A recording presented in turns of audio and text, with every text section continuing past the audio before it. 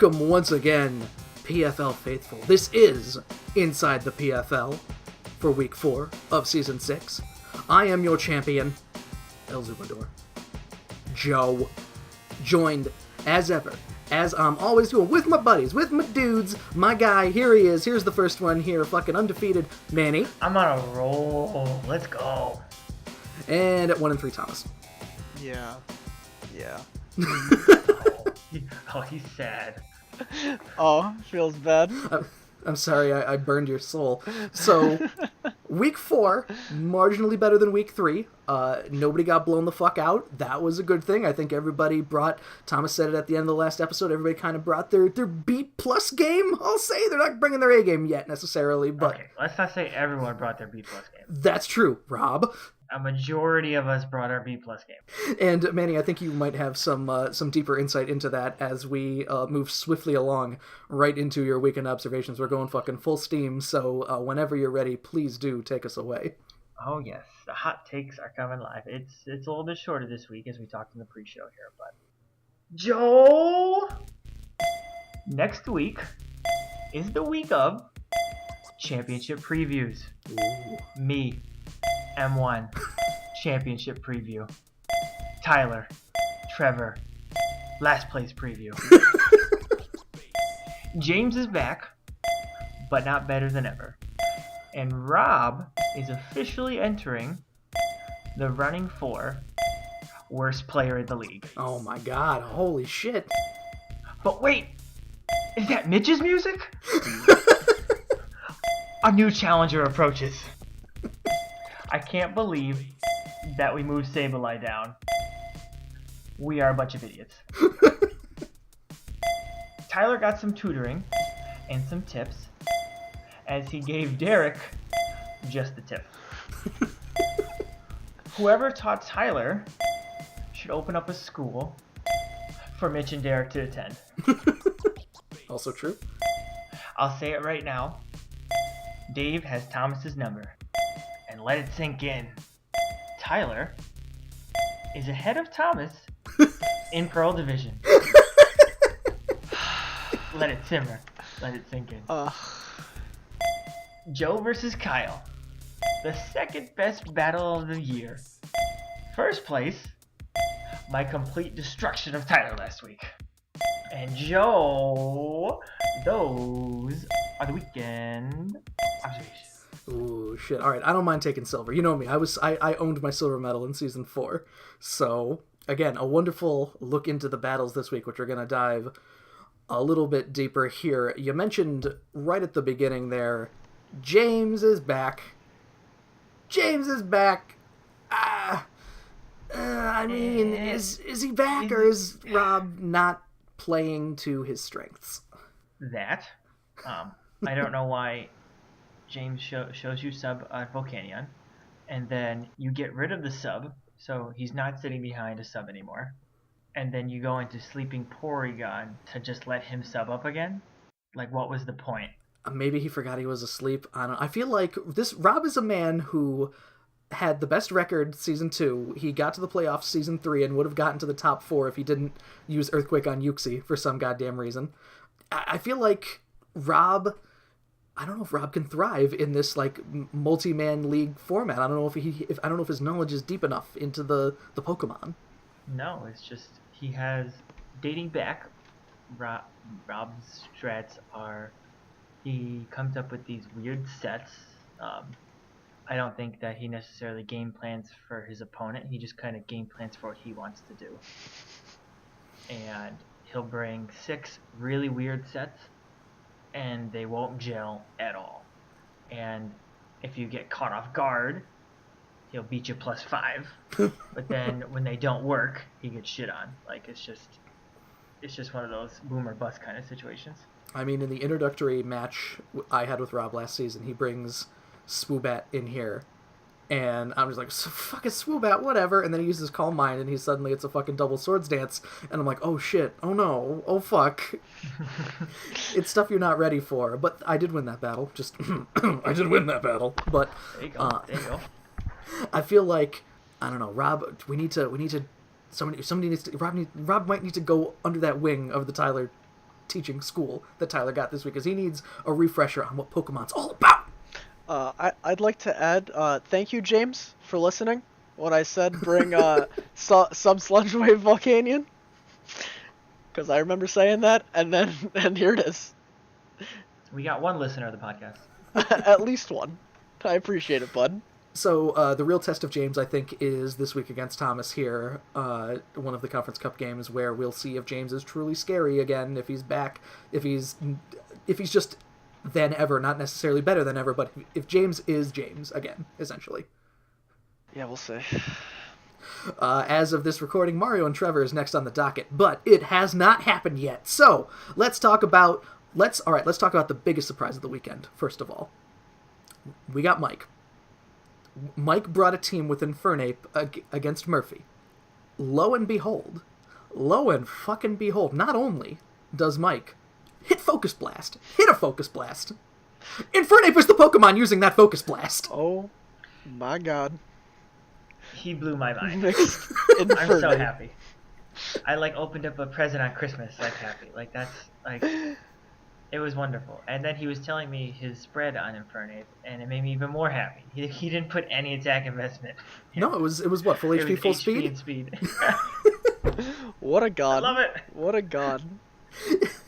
He had fucking Vacuum Wave on there for some reason too. It was, I loved it. It was Dude, like priority. CC. I know, but it was like CC, Focus Blast, Vacuum Wave, and I think Flare Blitz just because it's the comfort move. Because it's Flare Blitz.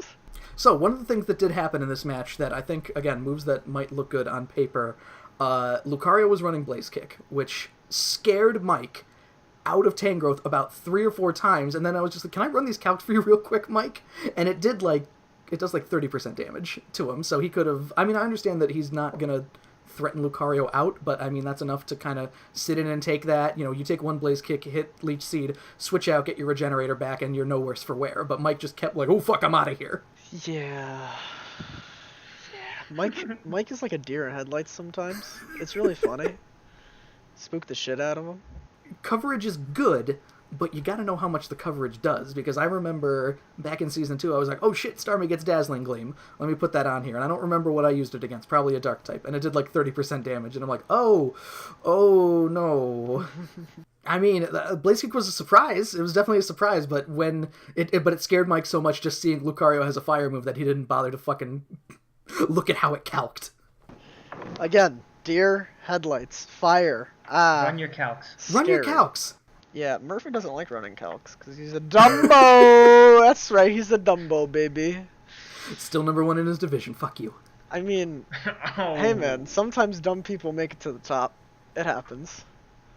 I wish the same could be said of our next match here, where we have Dan over Mitch +3, where did anybody take the proper time at the before this season began. I took M1 and I was just like, okay, here's what you need to learn while you've been away from Pokemon. There's a physical and special split. First of all, you got to be really fucking careful of that. Nobody told Mitch this, apparently. Oh yeah, dude, when I saw Life Orbed Earth Power come out of Excadrill, I was like, oh my god. I think he used Hidden Power on Minshao, and I was like, what is going on here? What am I watching? Is this like a Gen 1 random battle that I wasn't aware of? There was a D-Gleam that came out of +6 Slurpuff. +6 Slurpuff. Oh yeah! I was sitting there and Dan was like, oh no, he clicked Belly Drum. Oh no, Unburden. Oh no, +6. I was like, oh shit, Dan, what are you gonna do? And then the guy clicked Dazzling Gleam, and I was like, oh shit, Dan, what are you gonna do? These things come with time. Again, in my very first match back in Season 2, I was like, you can set 2 layers of Stealth Rocks, right? It's like spikes, and then I ended up losing my first match to Rob because of that. Oh. But, again, you live and you learn. Hanging on the edge. Hopefully Mario's just like, hey, Mitch, here, let me just run this by you real quick. Here's some stuff you need to learn. It's simple stuff. You know, it'll help in the long run. Yes, I know D-Way. I'm gonna go on Smogan, and I'm just gonna copy and paste all of the sets into a Word doc and then send it to him. That would have been better than that's the thing. Bringing the obvious sets for the fucking ladder would have been fine, probably. It would have done him better. And the worst part is that Dan only won +3. Yeah, right? Like, that means that there was there was wiggle There room. was a chance. Yeah. Like, again, like, that plus 6 Slurpuff would have been scary as shit, like... If he brought anything other than Dazzling Gleam, like, it's... Any physical move. Game over. He could have brought fucking Mud Slap. That shit would have done more damage. And similarly to Blaze Kick on Lucario here, I wrote, again, things that this is so much so that I got confused here. Good ideas not executed well. Same thing with moves that look good on paper. So, okay, again, out comes Volbeat. Hits Tail Glow, me and Manny losing our shit while it's happening here, and then doesn't really go anywhere.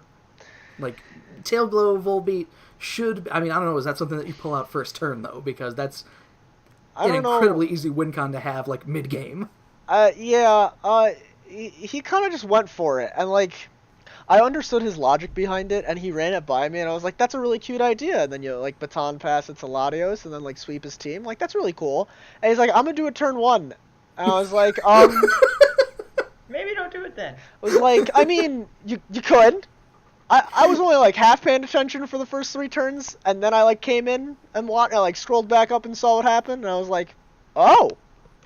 All right, we're going this direction. Okay. I don't know. I mean, to give Dan credit, it was a good idea. I think that it could have done wonders for him. Misexecution all around. If anything, and this is just terrible to say, the same sort of strategy was executed better in Tyler's match. Yeah, with the baton pass sword dance. It's okay. We have to get to what I have claimed to be the dirtiest match since Dirt came to Dirt Town. What the fuck? Garrison over Preston +2, where 3 Pokemon died almost exclusively via burn damage. Yeah, I said at the beginning of the season, watch out for Pranks of Sableye. It's gonna be really annoying. Nobody's gonna do anything about it. Nope, nobody. No one has done anything with it. It was sitting in Tier 3 for the longest time, and then, this just happens. We move things down so people use them, and then we go, oh, we made a terrible mistake, and then we move them back up. Like, it's the cycle of life. Me and Manny were just like, what does Sableye even get that makes it better than Spiritomb? And we didn't bother looking at it, and it didn't even, just could have seen Prankster and would have been like, oh shit, of course, Prankster recover. Anyway, we're banning it next season. It's fine. I mean, you look at those stats, because it's like 50 HP and like 75 defense or something stupid, and but the thing is, if you put the fucking EVs into it, a lot of stuff doesn't hit it for more than 50%! That's really the strat that we're seeing from Sableye here. I don't remember anything about that match other than the fact that at one point Garrison was switching back and forth because Sableye couldn't actually attack, and then I think he learned about 3 or 4 turns like, oh, Alakazam's losing health, this isn't good. Preston needed to... I remember talking. He needed to predict the double Willow and click Dazzling Gleam 1 time and didn't do it. That was his win con. I was like, because like you switch into Tauros on the Sucker Punch, and then you gotta switch into Alakazam on the Willow, but you either gotta predict the double Sucker or the double Willow at some point. That would have been an amazing win if he managed to get that prediction right. Yeah, I mean it's a very hard call to make. It is. Mind gaming your opponent like that, that's rough. That is not an easy game for anybody. Well, I gotta hand it to Garrison. He's top of the division now because of this win, and it was a good win. But goddamn, you talk about fucking my match with him dragging it down right into the mud. This was fucking subterranean. Yeah, it was rough. Gross. It was rough times. Speaking of a good win, Joe over Kyle +1. The first notation I have for this here is the long haul battle. Kyle brought it to my attention after the battle, that it took 50 minutes! Yeah. I played a whole game of League while that happened. Start to finish. It was a long one here because everything had to be... Again, I won on basically the last play of the game because everything had to be fucking basically meticulous with only maybe 1 or 2 things where I switched into something where either he predicted something or I didn't make the right prediction. Because I think I switched in Magneton on EQ from Sceptile, yeah. On an EQ, and then I didn't switch out Zygarde when I felt the Dragon Pulse was coming. Yeah, I mean, again, that's kind of like a hard play to make, because you have to think, well, is he bringing Dragon Pulse? Is he even bringing HP Ice? Like, is he predicting that it has a different HP for cover? Like, does he have HP Poison for Bulu, which I think he did. Yeah, he did. Like, it's again, like, these mind games are very hard. Predicting your opponent's not an easy game. The reason why it took 50 minutes is because, like, if you're going to draft a team like Kyle drafted, like, he needs to expect that these games are going to go 50 minutes. because like you need to prep, like when you're playing a stall game, like every single move matters, and if like you need to be thinking like 3 moves down the road, and like that's why it took so long because and so like Yeah. his battles need like he should be used to this by now. It was fucking rough. And I also wanted to, Manny, you're a big proponent, along with Mario, of the Bruiser set, as we call it here, which is basically full HP, full attack, to where... I think I invented it. Wait a second Because- now. You invented bringing max HP, max attack on things? I don't know about that. Like 90% short time. I don't know about that, man, because I've been bringing max HP, max attack, or special attack on shit for a long time. Like pre-marina every week. Thomas, who's older? I don't know. Basically, now twice after the battles that I've had, at least, because after the battle with Preston this happened too, where just asking, what did you run on this Pokemon? Because for Bulu, again, max HP, max attack, it was a roll. It was like 80% in my favor that HP poison from full health would not OHKO me, and I took that shot and then just managed to get rid of Sceptile because... and again, from his perspective, like, no matter what, when I hit this HP poison, it's going to kill, and then when you bring, like, a Bruiser set like this, because why would I ever want to outrun anything with Bulu unless I'm fucking scarfing it, I guess, you end up with your win con, basically. It just, I saw it, I was like, I can't do anything if I switch in Aerodactyl here, let me just hit Superpower, I'll kill, and it worked out perfectly for me. Exactly. And it's like, this is why speed tiers are very important. Like, yes, Kyle has Mega Sceptile to cover the high end of the speed tier, but it's like, what's the point of trying to outrun Mega Sceptile when you can just spec yourself to live Mega Sceptile, and then you don't have to waste those EVs into something like speed. You can put them in something else. So it's like, you need appropriate speed tiers so you don't get just completely taken advantage of. Like, I know there was some games, I think there was even a game like last season and this season where like I didn't run a single plus speed nature. Like I ran all adamant, all modest.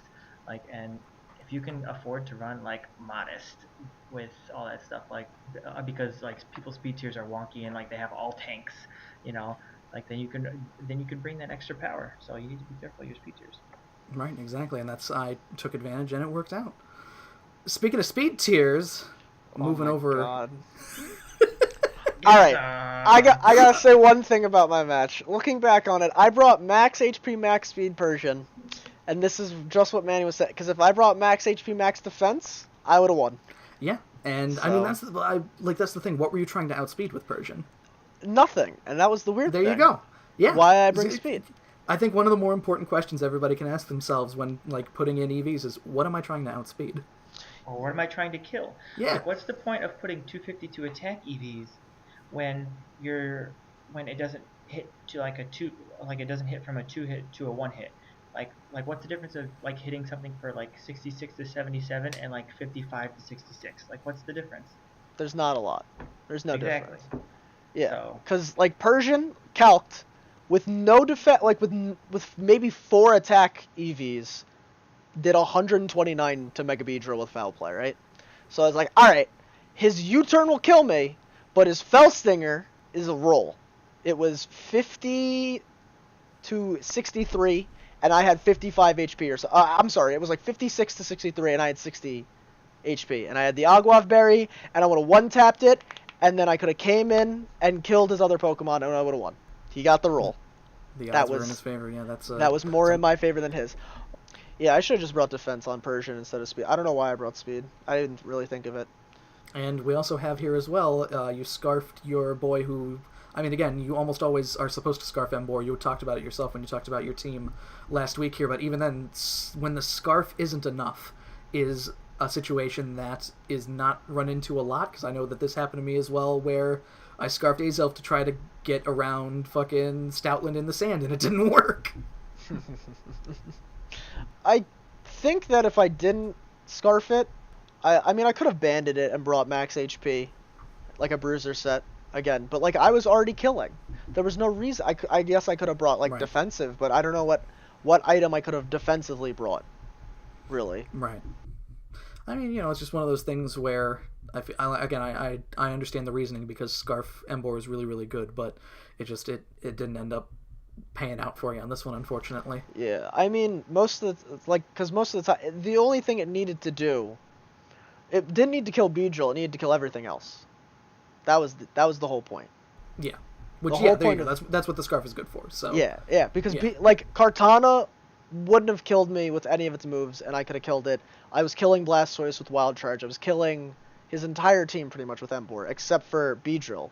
I had other... That's why I brought Persian, and that's why I brought Druddigon, and that's why I brought Celesteela. Druddigon actually ended up killing Kartana. I don't know why he stayed in on Druddigon. That's I don't think he knew that Fire Punch was a thing. No, as soon as anything that's coming out against Kartana, if it's a physical attack, I'm like, this thing probably has Fire Punch. The next one we got here, another big surprise of the week, the closest thing to a blowout other than Manny's match here, Tyler over Derek +4. Okay, so Thomas, you watched this battle a little bit before we started recording here. Please, if you'd want to give your thoughts. He has Purugly with Rain Dance, and he has Pelipper, and he brings in Purugly with Rain Dance more often than he brings in Pelipper. I've never been so mad in my entire fucking life. Are you bringing, max speed, max special attack, no bulk, paper cut frail fucking Pelipper? What? Why? Just switch it in. You're not wasting a turn. You could have got so many free Hurricanes, Scalds, even if you brought Protect! Holy shit! Protect... if he switched in Pelipper and clicked Protect, it would have been the exact same thing as bringing in Purugly and clicking Rain Dance. Except you'd take less damage. Thomas, are you mad that Tyler's ahead of you right now in the standings? I am, because that's so dumb! That's like working twice as hard for the same result! What? Well, mostly because Derek didn't play amazingly. I think Derek's never played amazingly. Well, he didn't seem to bring slack off on his Slowbro, which... Iron Tail? After getting 2 Iron Defenses up, I feel like he probably should have hit slack off. Iron Tail. What? Iron Tail! Why are you bringing Iron Tail? For what? For what purpose? You have a Magearna, and you're bringing Steel coverage on your Slowbro? Why? A 70% steel coverage move, too. God. Why? A physical attacking move! Yeah, on a Slowbro. You know, it's very possible that Derek does these things just so we can react this way, possibly? I think so, because I think he said against me he's gonna bring Gyro Ball Magnezone and then lose Mag for the rest of the season. Wouldn't be surprised at all. So, next we got M1 over Tristan +1. This was a close match. One of our Conference Cup matches of the week here. I had warned before the match, I was like, okay, so Porygon 2's got Trace. We saw earlier in the season how Trace can work with things like Regenerator. Be fucking careful, because Chandelore's got Flash Fire, and if P2 comes out, Chandelure can do literally nothing to it. So, and lo and behold, Chandelure comes out, oh, here comes Porygon 2, and Porygon 2 now has Flash Fire. It was nasty. See, sometimes Tristan makes me think he's an all-star, and then other times I'm just like, what? Yeah, he's got flashes of Kyle in him, and then he drops the ball a little bit. He traced a few other abilities, too, because P2 came out pretty often in this match. He traced Aerialate, which I thought might be a problem, because I don't know if he didn't have Tri-Attack on P2, because two things could have... Because Aerialate Tri-Attack would fucking destroy Mega Pinsir, first of all, and... if you end up with... Because you got Serene Grace later. Serene Grace Tri-Attack turns those fucking 20% chances for a status condition to 40%, which is a lot of different percentage, especially when something like fucking Freeze can happen. Yeah, I don't think he thought that far ahead. That's just... When I look at P2 and Trace, it's just like, okay, what can be copied here? Oh shit, oh shit, oh shit, oh shit, oh shit. I don't want any of these abilities copied. It's such a counter. God, P2 is just... He's so good. It's disgusting. He has great abilities, great bulk. I gotta be honest with you, I do not think Tristan was thinking like that in the match. I mean, we saw a little bit with this as well, what I called getting greedy with Suicune. Suicune's out against Conkeldurr. Conkeldurr hits knockoff, Drain Punch, he's at 9%. He's like, I'm just gonna click rest here. Mach Punch. Oh. Yeah, I was about to say, as soon as I saw it happen, I was like, this is out of a book. was out of a book I've already read like 7 times. Manny and I both got surprised when it happened because we were watching it too, and we were just like, "What the fuck?" Like you somehow forget about Mach Punch. I don't know how. If a Pokemon has priority, 9 times out of 10, it has its priority move. Why would you not bring priority? I heard, regardless of speed tiers, going first is pretty neat. Right? It's just, just really casual, like ignoring the fact that your Pokemon has double my speed. And finally for this week, we had the other game of the week, the big game of the week that brought Pearl up to 3rd place in the Conference Cup rankings from 0. Oh god, my back hurts, guys. Come on. Sorry. The first of the diamond matches that we lost here, which, that's fine. We're doing good. We're still in first here, but Manny, you got the win over Gage, +4 here. I called this the week of both Girder and Conkeldurr, even though Conkeldurr didn't do too much in M1's match. Tell me about your Girder plays, because goddamn Girder. What a great line of Pokemon. Like, Girder, Conkeldurr, like, they're just, like, Girder is just, like, a little version of Conkeldurr. Like, in everything, and, like, Conkeldurr is such a pain in the ass to team build against, and, like, he's so bulky, and he's so strong, and he has coverage and priority, all that stuff. And then I just have little Conkeldurr. And, like, if you can, and can I use him in all the same ways as Conkeldurr? No. But, like, in little spot pieces, for a tier 5, oh gosh, just having just a little Conkeldurr just to throw at someone and slap them in the face with a steel beam, like, it's wonderful. And when we loaded up the battle, I was like, do I just leave Girder here? Like, the only thing that's stopping me is just Mega Venusaur, so like that's why I held on to him. But, like, the Girder was kind of like my pivot point. Like, it kind of helped me out a lot during the game. Yeah, there was a certain point where I think there were, like, Gage had 4 Mons, and you just had Girder out, and you're just like, okay, what wants to take Drain Punch here? Nothing. Okay, cool. Girder basically wins at this point. And I did all sorts of calcs before the match on all of his tank line, and I was just like, I don't need any attack investment to do damage. Why? So I just and Girder's not tiny. He's 85, and like with Eviolite, that shit's ridiculous. Yeah, that's some gross stats right there. It gets up there, but even with all this preparation, the thing that made you the most worried you had basically nothing for Venusaur. Not basically nothing. You had Screech plays first of all, but yeah. When I heard I wasn't watching Gage's match. I was in a Skype call or in a Discord call with him at the time, and when I heard Gage go, he clicked Screech. I was so confused. Can you please elaborate? Because the fact that you click Screech in a competitive match is I don't know if that's air horns or just head shaking or... No, see, I do have a rationale behind bringing it. Tell me. If Venusaur was -2, no attack investment, Mega Steelix, 2 taps with Earthquake. Respectable. But at that point, I didn't have an answer to Mega Venusaur. But I knew I had Girder in the back to tank hits, and I had Feeny for Frowgator. So I was kind of set on my tank line. So I made the option there. My whole point was I'm going to reduce his defense, set up rocks, weaken him with an EQ, and then have him kill me. So then now he's -2, and then I throw in Entei. And now I know, and I was sitting there in my living room, and I'm like, somebody's dying tonight. Either Venusaur's dying or something else is dying, because nothing was going to stand in that way. And I basically just used Screech and a timely sack to threaten Venusaur out. I couldn't get around Venusaur, so I made it so he could never use Venusaur.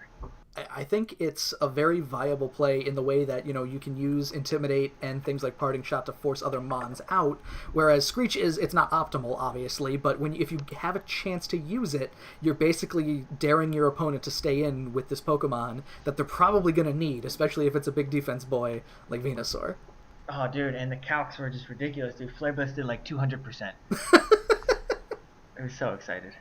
So we're moving into some trades and pickups this week here. It's a fairly quiet week. Then again, there's always stuff that happens before the deadline because we were wrong last week with what Mitch was doing, and I had to cut that entire part out because it was wrong. So we've got here, I don't think these are going to be changing. First off, we've got Mike getting rid of his Z-Captain QREM for another Z-Captain of somebody who we're sitting with right here, Haxorus, Trading Dragons here. Manny, how do you like this QREM pickup? Oh baby, I was laying in bed and my phone blows up and it's like, Mike is dropping Curum, and I was like, I need to text Mike. So I found it really redundant to have Haxorus and Entei on the same team. It looked good on paper, like we talked about a lot this year, of having Entei and Haxorus and then disguising one of them as Zoroark and all those shenanigans, but like I was just finding it really hard to find a space on the team for Entei and Haxorus at the same time because they both kind of fill kind of a similar duty. Entei I just think does it better, just a little bit better. Haxorus obviously can set up more, but I really needed a special attacker, so I decided to pull the trigger on Kyurem, who I will be making my new Z captain, by the way. Ooh, all right. And with additional changes here, Mike is dropping Haxorus, the newly traded Haxorus, and Slowbro for some very much needed pickups, I think, in Goodra and Slowking, where I was talking to Mike yesterday about this, and I was like, Mike, you don't have... Like, in the match with him versus Murphy, when Specs Leaf Storm, and I understand that Tangrowth isn't the most specially defensive Pokemon on the planet, but when a resisted Leaf Storm does 60% damage, I'm like, okay... You might need a special defender, Mike, because he didn't have any. Like, Tyranitar was his best special defense option. So now he's got two really good ones, I think. He keeps the Regenerator core because Slowking gets all the same shit Slowbro does. Their defenses are just switched. And I feel like it's good pickups for Mike. He's making Infernape his Z-Captain, but he's still probably going to run the band on it anyway. I do like all the moves that Mike made. I think that they're very solid. I remember back in Season 1, I got mocked for picking Slowking over Slowbro.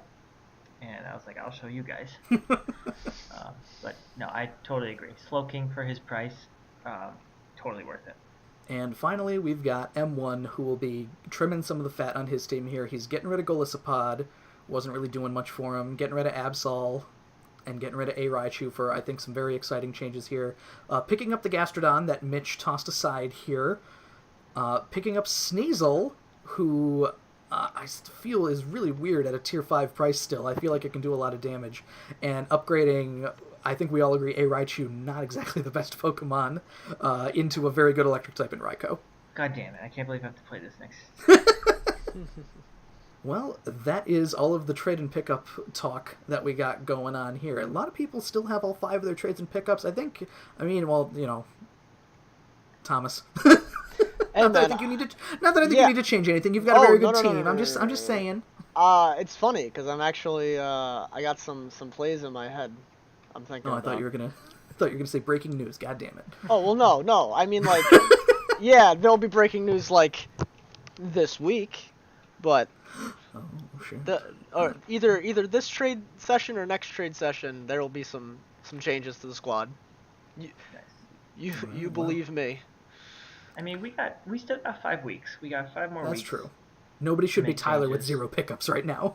Yeah, that's probably really bad. I feel weird that I'm at 2 with this long left here, but it is what it is. We still got a lot of weeks left. We have next, though, we're going to be moving right into, Thomas, your segment here, if you like, in regards to the team overviews of the big win that your division and Pearl had this week with the teams of one Commissioner Manny in here with us and one Gage. Is that correct? I do. All right. So we'll start with your boy Manny's team here. He's got a crowd favorite, and by a crowd favorite I mean my favorite. A Thomas favorite, yes. Yes, my personal favorite, Tapu Fini. This thing, gross, absolutely disgusting. Misty Surge is a great ability. Leftovers on this is phenomenal, and then its moveset. It's not. It has a very specific moveset, right? It gets a little coverage here and there. With like Ice Beam and Shadow Ball, but like Surf, Moonblast, Dazzling, Calm Mind, Defog, Protect, Toxic, maybe, and then Where's the move I can't find right now? Nature's Madness. Those moves, those like 8 or 9 moves make this Pokemon disgusting. Plus, it's 115 defense, it's 130 special defense, and it's a 95 base special attack. Which 95 base special attack isn't phenomenal. It's good. It's not phenomenal, but it gets you there. Without any investment in it, it gets you there. And because of its defenses, sometimes you even can put investment in it, and then it gets you there and then some. Coming out next, we got Mega Steelix with Screech, best move ever. No, it's got Sand Force as an ability, which with Manny's squad he doesn't really abuse. I mean, he could, but I actually like Mega Steelix a lot. Its defense stat at base 230 is absolutely disgusting. Tied with Shuckle. Tied with Shuckle, and Shuckle's garbage, whereas Mega Steelix is not garbage. So it's also got a 125 attack. It's got decent coverage moves in the Fangs, Aqua Tail, Autotomize. I don't know if you really run that, because Heavy Slam I feel like is a very powerful move on this Pokemon. But you also have Gyro Ball. It's a Stealth Rock setter, Toxic, I think that a subset even on this could be troublesome to deal with against a physical attacker. So I see where Manny picked this up, and I see a lot of potential in this mon, and he's been making it work. Next we have Tornadus, Terrain form, right? Theron, however the fuck you pronounce that. Whatever. Yeah, Therian, whatever, right? Commonly used as an Assault Vest Pokemon, or I've seen Choice Scarf, Leftovers, and Ladder play because you can bring a lot. Rocky Helmet too. This is a great Pokemon. Anything with a generator is a good Pokemon. This Pokemon's stats also, across the board, it's got 100 attack, 110 special attack, 121 speed. So that means naturally it's outspeeding a good number of things because of its speed tier. Its defenses are not great at 80 and 90 for defense and special defense respectively, but this Pokemon is a pivot Pokemon. You bring U-turn on it, you bring some coverage moves, and you just poke little holes here and there. You use it. You have to use this Pokemon very strategically. But I think when used correctly, it's gross. Silvally. I fucking hate this Pokemon now. I think it's a really good Pokemon. 95s across the board. Its ability in RKS system is gross with the fact that it can get any typing. And then its moveset is diverse. It's got some ridiculous moves. Let me know why it has Tri-Attack. You can run a Beam Bolt set on it, which is one of my favorite things to do. Yeah, it's crazy, dude. Yeah, and like it gets U-turn, it gets Parting Shot. Z Parting Shot is actually a very common set ran on Silvally in ladder play, but I don't like Z anything on this. I think that bringing your RKS ability with an actual disc on it makes this very good. I don't know how great multi-attack is. Maybe Manny will end up using it in the season. We'll see. But you can bring some really wacky stuff that your opponent doesn't really know how to deal with. Which also, I think, goes really well with the next Pokemon that I'm going to talk about, is Zoroark. With its ability Illusion, being appears as the last Pokemon in the party, right? Until it takes direct damage, is really, really spooky. Nobody... Because, like, really, you can bring this as any type of Pokemon. Any Silvally type that... Like, any type that Silvally can have, this Pokemon can be, in theory. Or at least you think it is. And then it hits you with the Dark Pulse and one-shots your Reuniclus. Hey, baby. With a 105 speed tier, it's not phenomenal, but it does outspeed a good amount of Pokemon, and I feel like a Timid is commonly brought on this. With a 120 in special attack and a 105 in attack, it's actually a mixed attacker. You can bring it as either set with decent moves and coverage either way. Notably, it has Knockoff, which is just a great move. Shadow Claw, U-turn, but its special set is a little better with a little more coverage with Flamethrower, Extra Sensory, Focus Mist, Dark Pulse, Shadow Ball. I think that you can even run 3 special moves and then U-turn. I think that you don't necessarily... Because U-turn is not ever a move that you're like, yeah, I need a lot of damage on a Pokemon to run U-turn to get the kill. No, it is a pivot move. You're getting the fuck out of there. You don't really need it to do damage.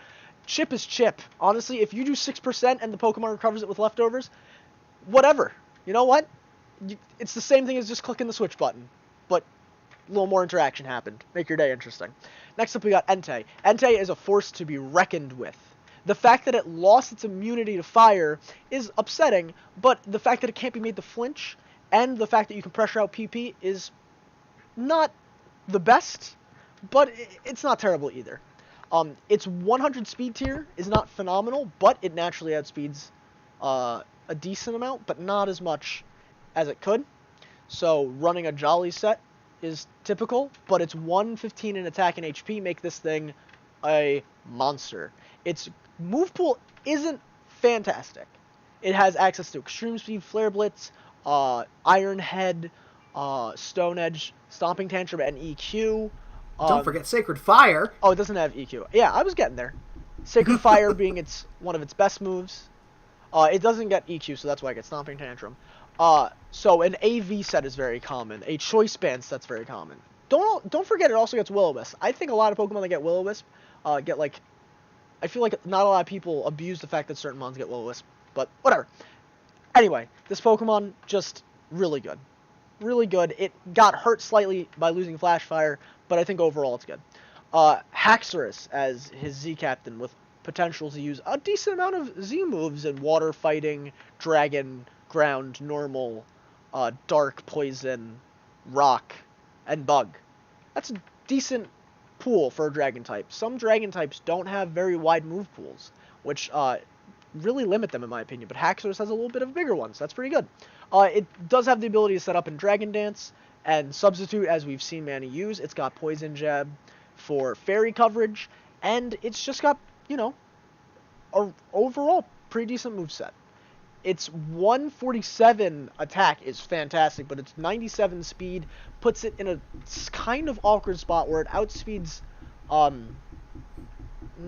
outspeeds, like, yeah, it outspeeds things like Zygarde, but not yeah, things like Garchomp. Yeah, so I think where it's at point-wise makes it a very good pickup, honestly. If you really need like that, you're looking to finish, like to round out your Steel Fairy Dragon, you don't really know what you want yet.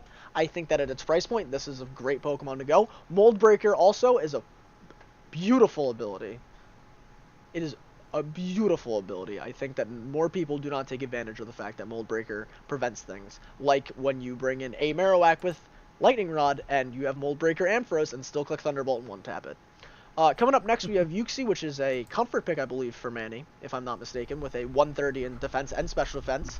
It's a rock setter. It's my favorite. Yeah, it's a rock setter. Its move pool is phenomenal due to the fact that it's one of the like Pixie Pokemon or whatever the hell they're called. All of those Pokemon just have great move pools. I think Shaman has the worst one, and Shaman still has a decent move pool. With crazy moves, Stealth Rock Set, U-Turn, Trick Room, Toxic Trick, Power Up Punch. Why does this? It's a little Mew-looking motherfucker. Why is it Power Up Punching? Who knows? Knock off Giga Drain. Why? Anyway, you know, just like crazy moves. Acrobatics doesn't make any sense, but it's a great defensive and special defensive wall. It can set up. It can baton pass. Great Pokemon for its price point. Coming up next is Dusknoir. I think its ability Frisk is also kind of an underrated ability because it allows you to not know sets 100%, but predict sets.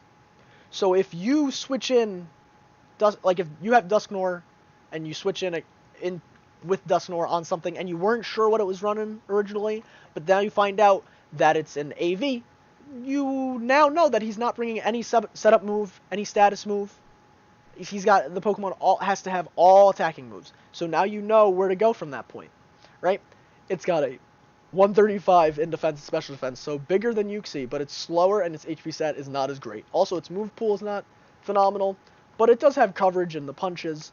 It has Will-O-Wisp, Hex, it has Shadow Sneak, so it has priority. It also has priority in Sucker Punch. It has Taunt. It's got a decent amount going for it. I think it's a pretty good Pokemon for where it's at. Lastly, his last two Pokemon are Zebstrika and Girder. As we talked about, Girder is a comfort pick for him. He loves this Pokemon.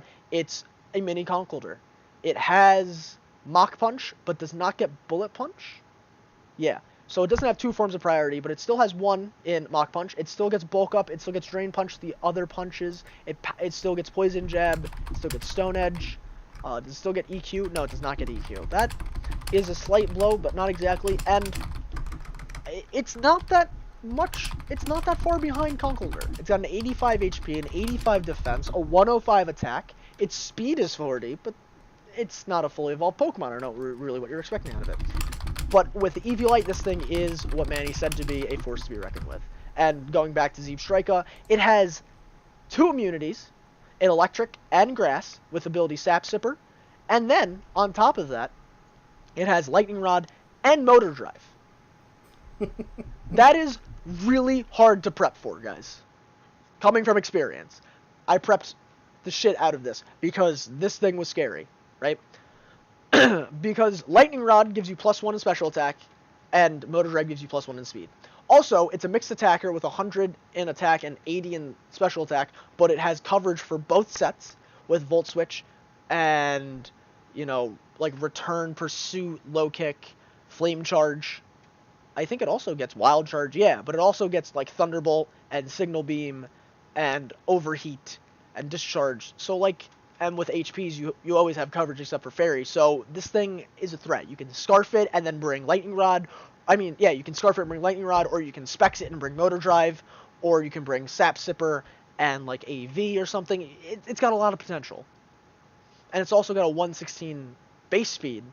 So that is a great speed tier for a low Pokemon like this as it is.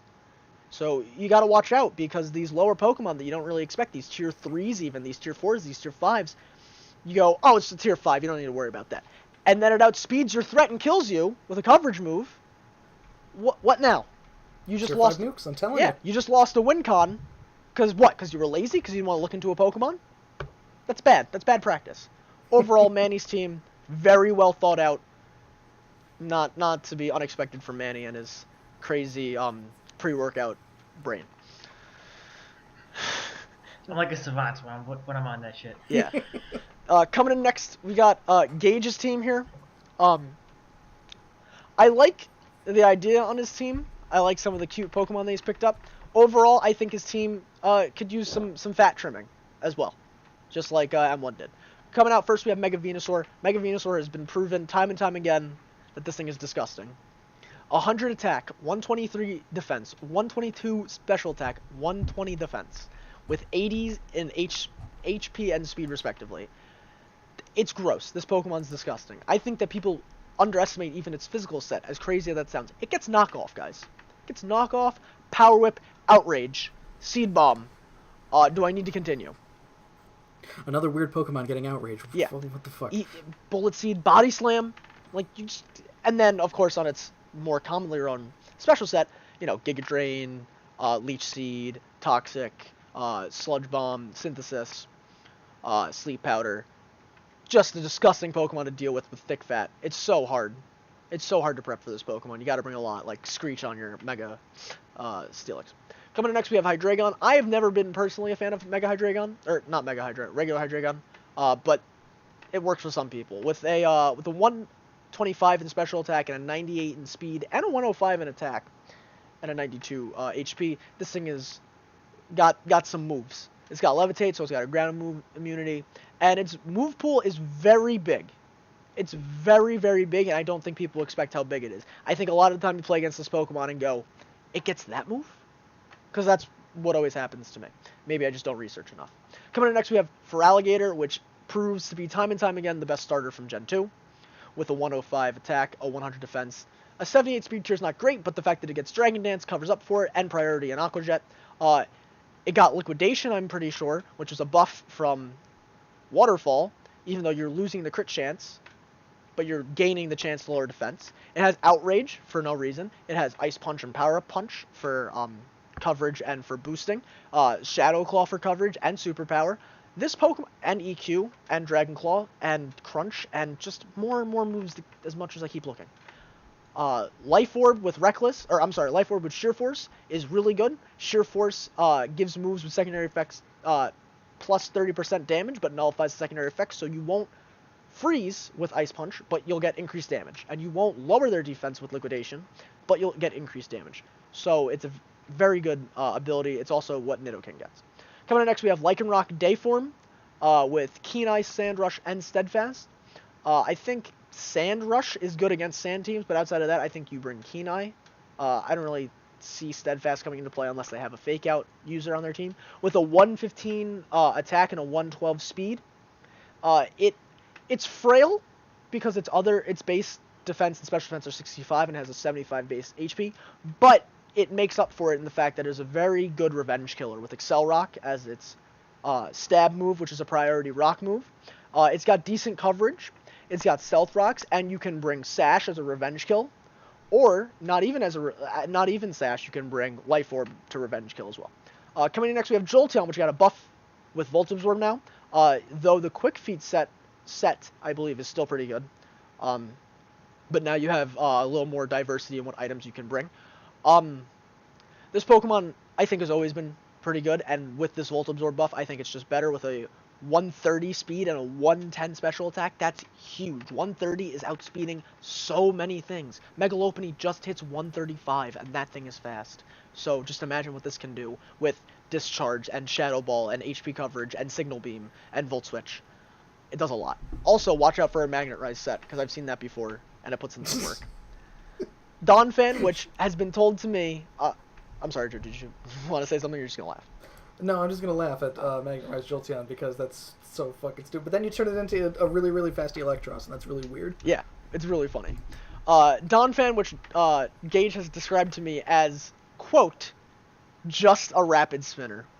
Okay. All right, buddy. All right, okay. All right. With abilities in Sturdy and Sandvale, I think it's a little more than just a rapid spinner. It's got a 120 in attack and defense, so it's a great physical wall with a 90 in HP. Its speed, special attack, special defense are not great, with 60s and 50s respectively. But it gets some silly things. Please let me know why it gets Play Rough and Ice Shard and Poison Jab and Seed Bomb. That makes no sense to me. It does get knockoff. It has access to rocks and, of course, Rapid Spin, as previously mentioned, with Stab EQ never being bad. I think anything that can bring Stab EQ is a decent Pokemon in a draft format.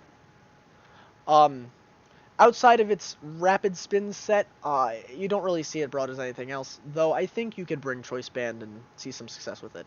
The next Pokemon has a little bit more success with Choice Band, though. Coming in next, we have Sheer Force Darmanitan. I'd love to see somebody bring Zen Mode. When I had Darmanitan last season, I really wanted to bring Zen Mode because I thought it would be really, really, really funny, but I couldn't pull trigger. Choice Scarf or Choice Band, actually, because this has a 95 speed tier and a 140 physical attack with a 105 HP. So you could honestly bring Choice Band and still get away with it a lot. Its move pool is not great. It does have some coverage. But this is really a fast revenge killer like Lycanroc with a Scarf. It's a pivot Pokemon with U-turn, and it's just meant to come in and almost late game sweep, I really want to say. Next Pokemon is Hitmonlee. I personally think that Hitmonlee is really, really good, especially in draft format. At its price point and with its abilities in Reckless and Unburden, Reckless powers up your high jump kick, and Unburden doubles your speed when you lose an item, so you can normal jump Fake Out. And now you're a speedy motherfucker with an 87 base speed, but doubled, that is a 174 base speed. That's pretty good. It's got a 110 special defense, which everybody seems to forget, a 120 attack, and a 50 base HP, which is not phenomenal. But it doesn't really need to be bulky. It needs to eat hit. It needs to just Fake Out, activate normal, activate Unburden, go in, right? It's got great coverage moves. It has three forms of priority, I'm sorry, with Mach Punch, Bullet Punch, and Fake Out. It also might get Sucker Punch. It does get Sucker Punch, so it has 4 priority moves. It has decent coverage. You were going to say something, Joe? Well, I was going to say, I feel like I remember reading somewhere, this is completely off topic, but Hitmontop gets like 12 priority moves in total, counting things like Protect and Wide Guard and shit. Oh, well, yeah, I wasn't really going to count Protect and stuff like that. No, I know. It's one of those weird things that came into my mind. Oh, okay, but yeah, no. Hey, Joe, can we get Stephen A. Smith yelling right now, like in the post-production? Oh shit! Is the battle going on? Trevor and Mario just happened, and Mario just won +1 because of Moxie Scarf Heracross. Oh, all right, okay. All right, so Thomas, if you don't mind, we gotta. Yeah, I'm gonna be really quick for the last. He's got 3 Pokemon left in their old gimmicks. Next up, we have Regice. Huge 200. I'm sorry, did you just call Regice a gimmick? Fuck you! Fuck you! Fuck you! That was Fuck the you, whole Thomas. Point. That was the whole point. We got Regice coming in with 200 base special defense, 100 base special attack. You can ask Joe about this Pokemon if you want to learn some more on it, but it's pretty fucking broken, actually. Nobody expects this thing to hit as hard as it does with its Thunderbolt and its Ice Beam and its Focus Mist and its Flash Cannon and its HPs. Nobody expects the Rock Polish set. You fucking yeah, laughed in my face at the beginning of last season when you were like, what is this set you're bringing on Regice with fucking max special attack, max speed? Rock Polish, baby. Hey, man. You gotta find out some ways to do things. Coming up next, we got regular Diancie with clear body, so you can't lower its stats. It's got a 150 defense, 100 special attack, and a 150 special defense, and a 100 attack. So this thing as a rock setter is very good. As a mixed wall or a wall in defense or special defense is great, minus the fact that you're 4 times weak to steel. So just watch out for bullet punches and flash cannons alike. Outside of that, I don't see it doing anything phenomenal. It has not the best coverage, physical or special wise, but I think it's a good Pokemon at its price point as a rock setter. Last Pokemon we have is Linoon. If you don't bring Gluttony on Linoon, you're doing it wrong. I'll just say that now. Because your set is Citrus Berry Belly Drum. That's the only way that makes this thing viable. It has extreme speed, play rough, various other coverage moves. Now it gets Stomping Transform for no reason. This thing, you need to be able to catch somebody off guard with this for this to even be remotely relevant. And that's my last thing I'm going to say about that. And those were the two teams this week. Very good. Wonderful. So I would just like to put in, now I want to confirm this. You said it was Mario +1, correct, Manny? All right. So looking at the commish picks for the week, then the previous week here, week 4, because of this, I chose Mario +3, so I fucking ate the loss on that one, god damn it. Now, Manny and I Manny wins the week here at 7-3. I come in at 6-4. Thomas, you're kind of at 4-6, still just kind of, you're back to catching up here. 2 straight weeks. I have faith in people. Fuck you. Me and Manny are now tied at 23 and fucking 16. Thomas, you're at 18 and 22 here, so you gotta step your game up on that one here. We'll do our commish picks real quick here, watch the match between Trevor and Mario, and then do some very, very late some late first reactions to that here. So this is one of the most important weeks of the season. I say that every week's the most important week. This is a Conference Cup week specifically. My division, Diamond and Sapphire, we have off for Ruby and Pearl. This is all of their Conference Cup games are happening this week. So we're going to see big strides in that one. I want a lot of hype for this shit. You're both in Pearl. You got a lot to prove. You can pull right into first here. But let's start. Number 1, we got James versus Thomas here. I think this will be... James is going to try to get his groove back on this one, but I feel like Thomas pulls the rug out from under him. So I'm going Thomas +2. I'm going James +2. I think Thomas needs to step his game up. I do need to step my game up. You're not wrong. I, of course, am going to go with myself because I'm not fucking crazy. But only +1. I think James is still James. Can't really take that away from him. You can't take James out of James here, but man, I have more confidence in you than you do. So, yeah, that's typical. We've got the biggest... All right, so did anybody realize... Was anybody looking at the standings and noticed that there are only 2 people that are undefeated left, and now they're fighting each other this week? Oof. Let's go. Oof, the money match. I'm gonna get hyped, dude. We got M1, the surprise, the underdog, if anything, of this here, of the league, coming in 4-0 right now, versus Manny. I gotta go with my boy M1. Skin of his teeth +1. It's gonna be match... If Manny needs another match of the season candidate, it's gonna be this one. I'm stepping up to the plate. I'm pointing my bat to the fences, man. Me +3. Let's go. Ooh. Oof. I'm gonna go Manny +2. I think that M1 has been surprising people. I think he might surprise Manny a little bit. I think Manny might, not might, but will still pull it out. But I don't think it's going to be as easy as it's been for him the past couple weeks. Next, we've got another shit show match again, as you described it, I believe, Manny. The last place playoff match here, basically. Tyler versus Trevor. As much as it pains me to say, I feel like I need to take a goddamn shower. I'm taking Tyler +2 because Tyler has too much shit that I don't think Trevor will be prepared for. Give me Trevor +1. I think if Trevor does win, he's just gonna eke it out. But because I just don't trust Tyler, so that's really where I'm at. I don't trust either of them, but I trust Trevor a little more than I trust Tyler. So Yeah, give me Trevor +1 as well, just because there's a Tyler factor that needs to come into play. That even Trevor, who hasn't been doing too hot this season, can exploit. Yeah, fair enough. We've got Dave versus Rob here. I feel like, I don't know, somebody needs to go give Rob a hug or something I got Dave +3. Aww.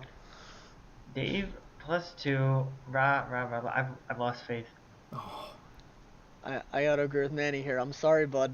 I love you, Rob, but you're killing me here, man. Sweep it! Oh, we swept Rob. Oh, no. Get your brooms out. Get your brooms out. And finally, we have the match that on paper looks like it's going to be a fucking blowout. Mario versus Derek here. I got Mario +4. I got Mario +5. Oh. Dr. Disrespect here. Oh my god. Let's go. He's got faith in his butt, buddy. I got Mario +4. I think he can do it. I'd like easy as do re mi. That's what it's going to be here. So we just watched Mario versus Trevor here. Initial reactions, gentlemen. I'll give the floor to Manny first. Oh my goodness. Scarf Kieran pulling out the work, but what kind of investment did Salamence have that he survived with 1% HP? That's what I want to know. Yeah. Mario, please send us the spread if you got a second. Tell somebody. That was an interesting one there. I mean, Scarf Curum is definitely shit. You say 95. He needed to get past Salamence, and that would be the way to do it. But I guess that Mario must have fucking bulked himself or something, because Jesus Christ, how do you survive with 1% and from an not outrage fashed on KB? I don't know, man. It's messed up. That's got to be like max HP, max defense. I mean, I think Trevor played that really good. He did. Yeah. Mario had some weird plays in there too, where I think just he lost some Pokemon that he didn't need to. Like Nidoking kind of just he threw it out there mid game pretty much. Yeah. Had he got the roll, I think it's entirely different like game. It's that play, that play. Because Scarf Kieran behind an outrage, like I don't know what you do behind that. He had no answers for it. He lost everybody, so I think that game was over after that point. Yeah, I think not bringing a fairy type against a Kieran Black is a mistake. I think he was scared of that Sub-Zero Slammer if he brought Whimsicott, though. That's fair. And I definitely would be too. Yeah, man, I feel like Mario said by the skin of his teeth, and Heracross has 68% health. That's just a good win right there. That's not skin of your teeth. Come on. I feel any +1 victory is kind of the skin of your teeth. Okay, yeah, you know what? He probably wouldn't have taken. He definitely wouldn't have taken a Brave Bird. No, he would have died. That is 4 times resisted or 4 times super effective Brave Bird. He was done. Goodbye. So actually, yeah, you're right. Literally the last turn. If for some reason Knockoff did not kill Skarmory, then he was fucked, and it was over. 100%. But at Trevor would have won. Trevor would have won +0 probably. Yeah, at +1, Knockoff against the Pokemon with an item. I feel like Trevor's been bringing not defense invested, but attack invested Skarmory. You can challenge me if you want on that, but I feel like that's what I've been seeing out of him. So I think that Mario, knowing that, was confident in his ability to click Knockoff and win the game. But it was a good win, I think, and that close the book, turn the page on week 4 here. We're going into, as I said, one of the most important weeks of the season, a Conference Cup week. Literally not me just saying that here, but I think it's going to be a big one. How do you guys feel about your Conference Cup chances with this week on the horizon? Like, it's Pearl as a whole. As Pearl as a whole, how much confidence do you have in your boys? Oh boy. They're really making me regret it. I'm trying out here, man. You know what?